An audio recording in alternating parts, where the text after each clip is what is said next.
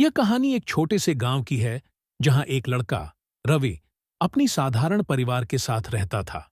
रवि गरीब था, लेकिन उसकी मेहनत और पढ़ाई के प्रति समर्पण असाधारण था।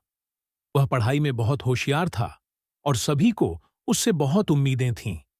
उसकी मां हमेशा उसे पढ़ाई के लिए प्रोत्साहित करती थीं, लेकिन परिस्थितियां ऐसी थीं कि उसे अपने परिवार के गुजारे के लिए खेतों में काम करना पड़ता था। रवि का सपना था कि वह पढ़ लिख कर कुछ बड़ा करे और अपने परिवार की हालत सुधार सके, लेकिन उसके रास्ते में कई कठिनाइयां थीं।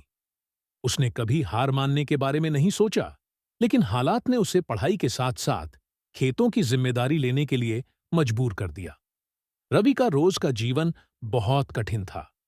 सुबह जल्दी उठकर वह गांव के बाहर अपने छोटे से खेत में जाता और पूरे दिन वहां काम करता। उसके पिता का बचपन में ही निधन हो गया था और उसकी मां ने ही परिवार को संभाला था। खेतों में दिन भर काम करने से उसका शरीर थक जाता, लेकिन जब वह शाम को घर लौटता तो पढ़ाई के लिए खुद को तैयार करता। उसका सपना था कि वह 12वीं पास करके गांव के बाहर एक नई जिंदगी शुरू करे। उसे पता था कि अगर वह अपनी पढ़ाई में सफल हो गया तो उसकी और उसके परिवार की किस्मत बदल सकती है। यह सोचकर ही उसकी थकान दूर हो जाती थी। रवि के कमरे में एक पुरानी सी मेज थी, जिस पर बैठकर वह रात में किताबें पढ़ता था। उसका पूरा ध्यान सिर्फ पढ़ाई पर रहता था। कई बार उसकी मां उसे कहती, बेटा, थोड़ा आराम कर लो, इतनी ज्यादा पढ़ाई मत करो कि तुम्हारी सेहत खराब हो जाए। लेकिन रवि मुस्कुराकर जवाब देता, मां, अगर मैं आज मेहनत करूंगा तो कल आराम से जी सकूंगा। गांव के सभी लोग रवि को जानते थे।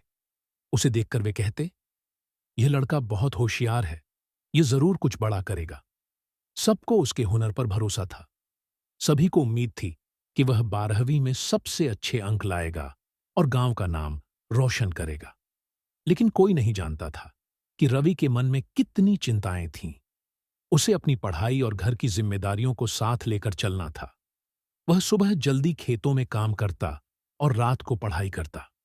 कभी कभी वह इतना थक जाता कि उसे किताबों के पन्ने धुंधले दिखने लगते, लेकिन फिर भी वह नहीं रुकता।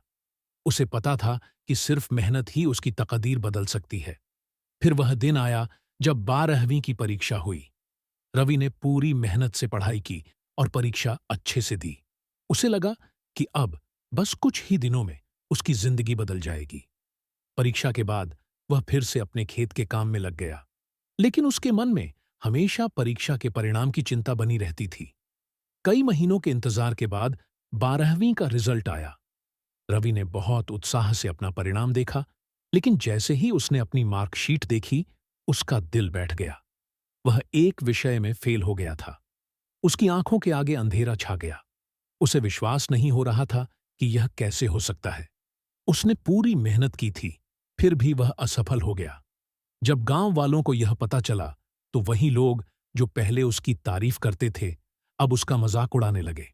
कोई कहता, अरे, इतना पढ़कर भी फेल हो गया। तो कोई कहता, तूने गांव का नाम बदनाम कर दिया। हर दिन रवि के कानों में ताने गूंजते। पहले जो गांव उसके लिए प्रेरणा था, वहीं अब उसका उपहास कर रहा था। रवि इन सब बातों से बहुत परेशान हो गया। जब भी वह खेतों की तरफ जाता, लोग उसे ताने मारते। उसकी हिम्मत टूटने लगी। वह सोचने लगा कि शायद वह सच में फेल हो गया है। शायद वह जिंदगी में कुछ नहीं कर पाएगा।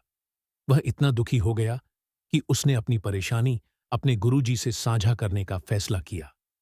रवि तुरंत अपना सारा काम छोड़कर अपने गुरुजी से मिलने चला गया। जब वह गुरुजी से मिला तो उसने कहा, गुरुजी, जब भी मैं घर से खेतों की तरफ जाता हूं, लोग मेरा मजाक उड़ाते हैं। अब मुझसे यह सब सहन नहीं होता। गुरुजी ने उसे ध्यान से सुना और फिर मुस्कुराते हुए कहा, ऐसा करो, कल जब तुम खेत जाओ तो एक बड़ा सा घड़ा लो और उसे दूध से भर दो। फिर इस घड़े को संभाल कर ले जाओ और ध्यान रखना कि रास्ते में दूध की एक भी बूंद जमीन पर ना गिरे। अगले दिन रवि ने वही किया। उसने एक बड़ा घड़ा लिया और उसे दूध से भर दिया। फिर वह धीरे धीरे उसी रास्ते से चला जहां लोग उसे ताने मारते थे। लेकिन आज उसका पूरा ध्यान उस घड़े पर था। वह इतनी सावधानी से चल रहा था कि उसके दिमाग में बस यही बात थी कि कहीं दूध की एक भी बूंद गिर न जाए। जब वह गांव के लोगों के पास से गुजरा तो वह उनकी आवाजें नहीं सुन सका। उसे कोई ताना सुनाई नहीं दिया। वह इतनी एकाग्रता से चल रहा था कि जैसे सब कुछ उसके लिए अदृश्य हो गया हो। जब वह खेत पहुंचा तो उसने देखा कि घड़े से दूध की एक भी बूंद नहीं गिरी थी। इस कहानी से हमें यह सीख मिलती है कि हमें अपने काम में इतना मग्न होना चाहिए, इतनी एकाग्रता और फोकस से काम करना चाहिए कि बाहरी चीजें हमें प्रभावित ही न कर सकें। लोगों की बातें, उनकी आलोचनाएं, उनके ताने, इनका हमारे लक्ष्य पर कोई असर नहीं पड़ना चाहिए। जैसे कैमरा अपने विषय पर फोकस करता है और बाकी चीजों को ब्लर कर देता है, वैसे ही हमें भी अपने लक्ष्य पर पूरी तरह ध्यान देना चाहिए, बाकी चीजें अपने आप धुंधली हो जाएंगी। तो दोस्तों, आपको यह कहानी कैसी लगी? हमें कमेंट सेक्शन में जरूर बताइए और अगर आपको यह कहानी पसंद आई हो तो इस चैनल को सब्सक्राइब जरूर करें। फिर मिलेंगे किसी नई कहानी में, तब तक अपना ख्याल रखें।